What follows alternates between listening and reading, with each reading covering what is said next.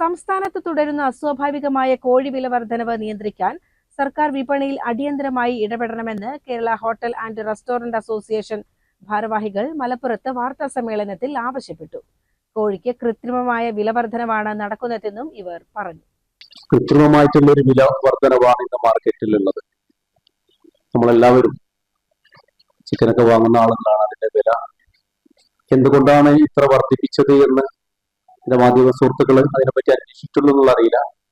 Hotel മേഖലയെ സംബന്ധിച്ചിടത്തോളം, catering മേഖലയെ സംബന്ധിച്ചിടത്തോളം ഹോട്ടലുകളിൽ ഇന്നത്തെ സാഹചര്യത്തിൽ കൊടുക്കാൻ പറ്റാത്തൊരവസ്ഥയിലാണ്. കോഴി വില കുതിച്ചുയരുന്ന സാഹചര്യത്തിൽ ഹോട്ടലുകളിൽ കോഴി വിഭവങ്ങൾ നൽകാൻ കഴിയാത്ത അവസ്ഥയാണുള്ളത്. ഇത് ഹോട്ടൽ മേഖലയെ വലിയ പ്രതിസന്ധിയിലാക്കിയിരിക്കുന്നു. ഹോട്ടൽ വ്യവസായത്തിന് ആവശ്യമായ മുഴുവൻ സാധനങ്ങളും വിപണിയിൽ വൻ വിലവർധനവാണ് ഉണ്ടായിരിക്കുന്നത്.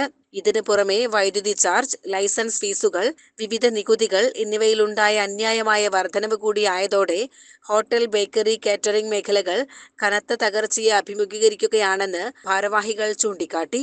ഈ വ്യവസായം മുന്നോട്ട് കൊണ്ടുപോകാൻ കഴിയാത്ത രീതിയിൽ പ്രതിസന്ധി രൂക്ഷമായ സാഹചര്യത്തിൽ സർക്കാർ ക്രിയാത്മകമായി വിഷയത്തിൽ ഇടപെടണമെന്നും വില നിയന്ത്രിക്കാനുള്ള നടപടികൾ സ്വീകരിക്കണമെന്നും അസോസിയേഷൻ ആവശ്യപ്പെട്ടു.